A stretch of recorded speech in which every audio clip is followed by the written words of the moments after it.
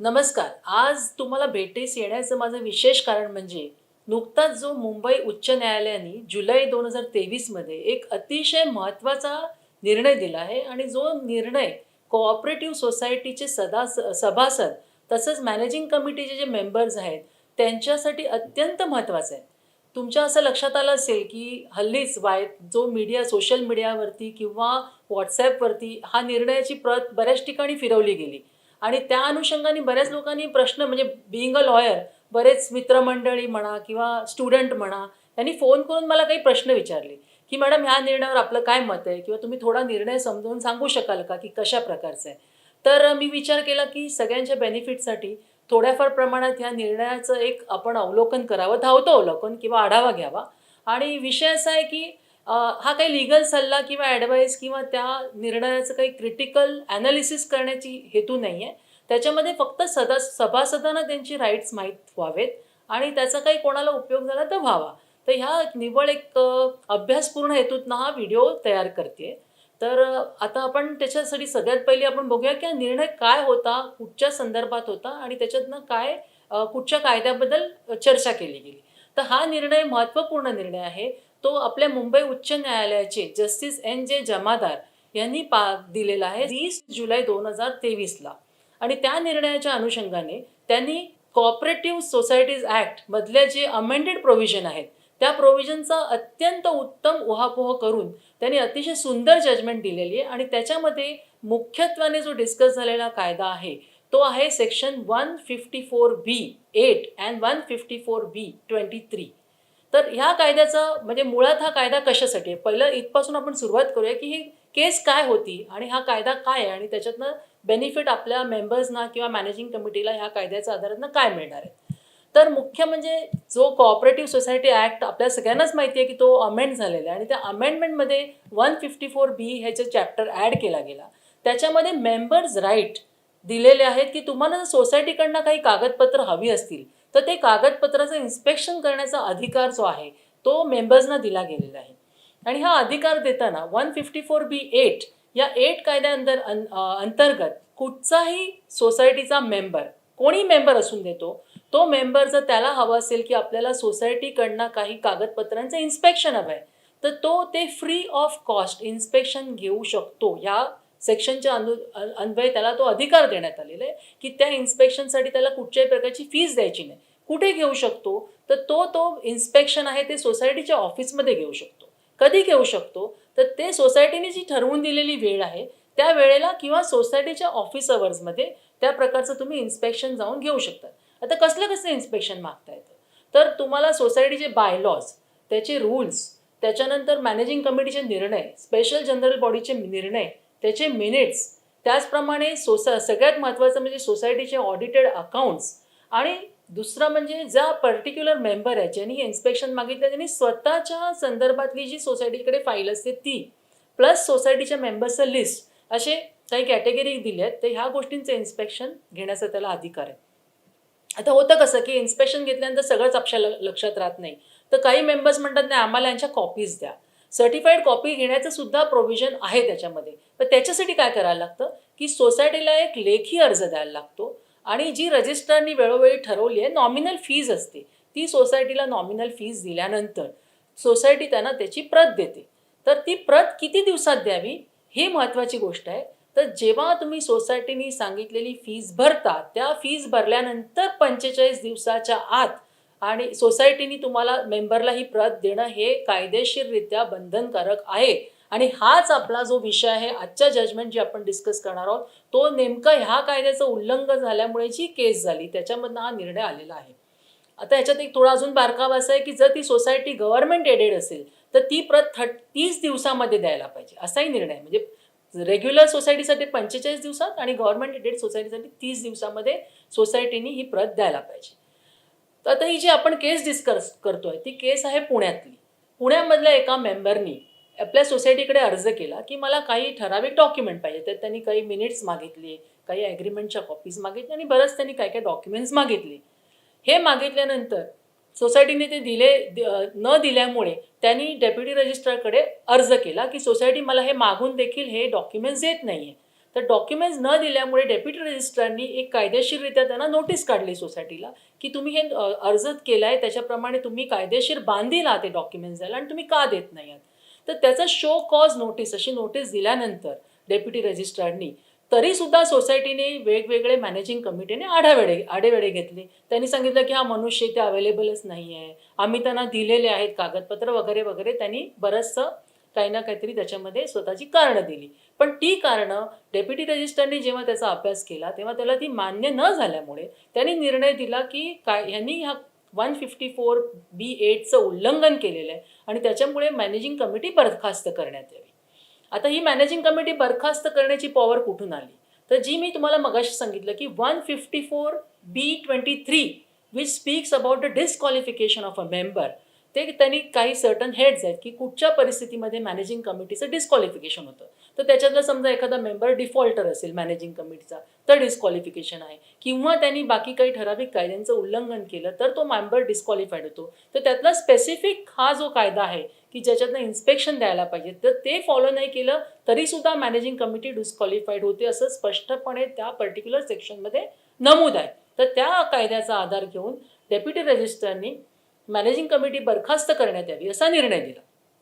हा निर्णयाने अग्रीड झाल्यामुळे ऑब्व्हियसली सोसायटी जी आहे आणि त्याचे मॅनेजिंग कमिटीचे मेंबर्स जे आहेत ते अग्रीड झाल्यामुळे त्यांनी सोसायटीच्या विरुद्ध आणि ह्या पर्टिक्युलर व्यक्तीच्या विरुद्ध जॉईंट रजिस्ट्रारकडे तक्रार केली. जॉईंट रजिस्ट्रारला देखील डेप्युटी रजिस्ट्रारचा निर्णय मान्य झाला आणि त्यांनी त्याच्याप्रमाणे तो निर्णय कायम ठेवला. ह्यांनी अग्रीड होऊन ह्या जे कमिटी मेंबर्स होते मॅनेजिंग कमिटी मेंबर ज्यांना डिस्क्वालिफाईड केलं गेलं होतं त्यांनी हायकोर्टाकडे धाव घेतली, उच्च न्यायालयाकडे धाव घेतली.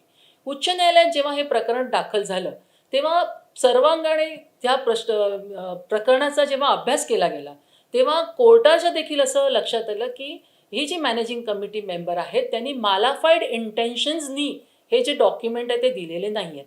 म्हणजे त्यांचा हेतू त्यांनी असं आर्ग्युमेंट म्हणजे जे मेंबर्स डिस्क्वालिफाईड झाले त्यांच्याकडनं असं आर्ग्युमेंट करण्यात आलं की आमचं बोनाफाईड इंटेन्शन होतं, आम्ही काही मुद्दाम नाही दिलं असं नाही, ही व्यक्ती त्या जागी अवेलेबलच नसायची कारण तो त्या फ्लॅटमध्ये राहतच नाही आहे, त्यामुळे आम्ही त्यांना अमुक एक दिवशी पाठवल्या होत्या कॉपीज पण ते त्याच्यापर्यंत पोचल्या की नाही मला माहीत नाही. पण जेव्हा सगळा करस्पॉन्डन्स कोर्टाने पाहिला तेव्हा कोर्टाच्या असं लक्षात आलं की सोसायटीने ॲक्च्युली कॉपीज कधीही दिलेल्या नाही आहेत, ज्या मॅन्डेटरी आहे जे त्यांना कायद्याने बंधनकारक आहे त्यांनी दिलेल्या नाही आहेत. दुसरा हे न देण्याचा हेतूसुद्धा कोर्टाला बोनाफाईड वाटला नाही. कोर्ट म्हणाला की हे मालाफाईड इंटेन्शननी म्हणजे मुद्दामून त्रास देण्याच्या दृष्टीने म्हणा किंवा इतर काही कारणास्तव म्हणा हे डॉक्युमेंट दिले गेले नाही आहेत. तिसरी गोष्ट म्हणजे जेव्हा एखादा मेंबर तिथे राहत नसेल किंवा अवेलेबल नसेल तर त्याला सर्व्हिस करण्याचे फार वेगवेगळे मार्ग अवेलेबल आहेत. तर त्याला त्याचा दुसरा रजिस्टर त्यांनी ऑल्टरनेट ॲड्रेस दिला असेल तिथे त्याला ती कॉपीज देऊ शकतो आपण, किंवा अशा बरेच मार्ग आहेत. तर त्याचा कसलाही मार्ग अवलंबला गेला नाही. आणि सगळ्यात महत्त्वाचं म्हणजे सोसायटीचं एक लेटर असं होतं ज्याच्यामध्ये त्यांनी असं लिहिलं होतं की आम्ही तुम्हाला लवकरच हे डॉक्युमेंट देऊ, पण कुठे असं लेटर प्रोड्यूस केलं गेलं नाही की आम्ही दिलेलं आहे किंवा पाठवलेलं आहे. तर ह्याचं लक्षात हे घेतल्यानंतर कोर्टाचं असं लक्षात आलं की ह्या हेतू चांगल्या हेतूनी हे डॉक्युमेंट्स नाकारले गेलेले नाही आहेत, मालाफाईड इंटेन्शननीच नाकारले गेले. अतिशय अजून एक महत्त्वाचा इंट्रिकेट इश्यू असा कोर्टाने डिस्कस केला की अशा प्रकारे जेव्हा एखादी सोसायटी आपल्या मेंबर्सना पेपर्स देत नाही तर त्यांचं डिस्क्वालिफिकेशन घेऊन त्या कमिटीला बरखास्त करण्यात यावं का, इतकी हार्श पनिशमेंट द्यावी का. तर ह्याचा सुद्धा उहापोह अत्यंत सुंदर केलेला आहे जजनी याच्यामध्ये की जी सोसायटीची मॅनेजिंग कमिटी आहे तिला बंधन आहे, तिच्या ड्युटीज आहेत की त्यांनी पारदर्शकता ठेवायला पाहिजे. तर ही पारदर्शकता ठेवण्याची कारणं काय की जो व्यवहार केला जातो मॅनेजिंग कमिटीतर्फे तो प्रत्येक मेंबरच्या आणि सोसायटीच्या हिताचा असला पाहिजे. आणि असं असेल आणि जर ही पारदर्शकता ठेवली गेली नाही तर त्यांनी केऑसच निर्माण होऊ शकतो. तर त्याच्यामुळे असं व्हायला पाहिजे की ही पारदर्शकता असायला पाहिजे. आणि म्हणून जे कायद्याने सुद्धा कोर्ट असं डिस्कस करतं की कायद्याने पण हे बंधन का ठेवले, 45 दिवसातच का द्यावे हे डॉक्युमेंट्स. तर काही ठिकाणी असं टंगळमंगळ करण्याची वृत्ती असते की समजा हे बंधन नाही टाईमचं आलं तर ह्या प्रकरण बरेच वर्ष खेचलं जाईल, ते सांगतील आज देऊ, उद्या देऊ, परवा देऊ, तर that will only lead to injustice. तर ही इनजस्टिस होऊ नये म्हणून कायद्याने सुद्धा अगदी स्ट्रिक्टली सांगितलं आहे की 45 दिवसात जर तुम्ही डॉक्युमेंट दिले नाहीत तर तुमची मॅनेजिंग कमिटी बरखास्त होणार. आता या मॅटरमध्ये अजून एक ट्विस्ट आहे बरं का, पण तो ट्विस्ट मी तुम्हाला आत्ता नाही सांगणार, मी तुम्हाला थोड्या वेळाने सांगणार आहे. तर आतापर्यंत आपण जे डिस्कस केलं की अमेंडमेंट झाली कायद्यामध्ये कोऑपरेटिव्ह लॉच्या, ज्याच्याप्रमाणे हा सेक्शन 154B ॲड केला गेला, ज्याच्यामध्ये 154B8 प्रमाणे मेंबर्सना राईट आहे to inspect the document. Section 154B8(2) म्हणताय की तुम्हाला कॉपीज हव्या असतील तर तुम्ही रेखी अर्ज करू शकतात आणि त्याच्यानंतर जी फीज आहे ती भरून केल्यानंतर फीज भरल्यापासून 45 दिवसामध्ये तुम्हाला सोसायटीने ते कागदपत्र देणं, जे ठराविक कागदपत्र मी जे लिस्ट सांगितलं ते देणं बंधनकारक आहे, कायद्याने बंधनकारक आहे. आणि जर हे सोसायटीने केलं नाही तर त्याचे जे परिणाम त्यांना भोगायला लागतील, पिनल परिणाम, ते पिनल परिणाम दिलेले आहेत सेक्शन 154B23 मध्ये, ज्याच्यामध्ये अत्यंत हार्श पिनल त्याचे जे रिपरकेशन्स आहेत ते आहेत. ते असे की त्या कमिटीला 5 वर्षाकरता बरखास्त, म्हणजे त्या पर्टिक्युलर मेंबर्सना 5 वर्षाकरता बरखास्त केलं जातं. 5 वर्षामध्ये ते मेंबर नाही नॉमिनेट होऊ शकत, नाही इलेक्शन लढवू शकत, नाही कमिटी मेंबर राहू शकत. तर हे डिस्क्वालिफिकेशन आल्यानंतर पुढची 5 वर्ष ते मेंबर आहेत ते कशाही प्रकारे सोसायटीच्या कामकाजात भाग घेऊ शकत नाही. आता आलो आपण महत्त्वाच्या टप्प्यावर, जो मी तुम्हाला ट्विस्ट म्हटला होता ह्या मॅटरमधला. तो ट्विस्ट असा आहे की हा जो अर्जदार होता, ज्याच्या अर्जावर ही कमिटी बरखास्त केली गेली, तो अर्जदार स्वतः त्या कमिटीचा मेंबर होता. आता असा प्रश्न विचारला जाईल की अरे हे काय की स्वतःच मेंबर आहे कमिटीचा आणि तो म्हणतो की मला ते डॉक्युमेंट तुम्ही दाखवा. तो स्वतः पार्ट होता या सगळ्या डॉक्युमेंटचा. म्हणजे जेव्हा कमिटी मीटिंग झाल्या, मिनिट्स झाले, ऑडिट अकाउंट झाले, तेव्हा he was a part of the committee. मग तो कसं काय बरं सांगू शकतो? तर त्याचं उत्तर सिम्पल असं आहे की कायद्याने प्रत्येक मॅनेजिंग कमिटीचा मेंबर हा ड्युएल कपॅसिटीमध्ये असतो. म्हणजे तो एका बाजूनी मॅनेजिंग कमिटीचा मेंबर असला तरी तो सोसायटीचा मेंबर म्हणजे सभासद आहेच. त्यामुळे सोसायटीच्या सभासदांचे जे हक्क आहेत ते त्याला एरवीसुद्धा मिळतात. म्हणजे तो मॅनेजिंग कमिटीचा मेंबर आहे म्हणून त्याला सोसायटीच्या सभासदांचे हक्क मिळत नाही, हा समज डोक्यातनं काढून टाका. तर त्याच्यामुळे ह्यातला जो अर्जदार होता, ज्याच्या सांगण्यावरनं अख्खी ही डिस्क्वालिफाईड झाली कमिटी, तो मेंबर हा स्वतः त्या पर्टिक्युलर मॅनेजिंग कमिटीचा मेंबर होता. आणि त्यांनी स्वतःवर पण डिस्क्वालिफिकेशन ओढवून घेतलं. त्याची काही कारणं असतील, कारण त्याला काही ते गंभीर स्वरूपाचं दिसलं असेल. मला त्याच्यात मेरिट्समध्ये आता जायचं नाही आहे मॅटरच्या. परंतु हे समजून घ्या, म्हणजे प्रत्येक मेंबरला, even if that member is a managing committee member, he has a right to ask for the inspection and copies of the document. तर हा अत्यंत महत्त्वाचा निर्णय आहे.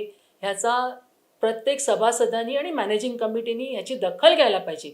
कारण की उच्च न्यायालयाने हा दिलेला निर्णय असल्यामुळे तो आपल्याला सगळ्यांना बांधील आहे. आपण म्हणजे हा जो कायदा आहे 154B8 आणि 23, त्याला आता तो कायदा मुळात स्वतः सेल्फ सफिशियंट आहेच, परंतु या हायकोर्टाच्या निर्णयामुळे त्याला अजून एक प्रकारची स्ट्रेंथ मिळालेली आहे आणि याची दखल प्रत्येक मेंबरनी आणि मॅनेजिंग कमिटीने घ्यावी.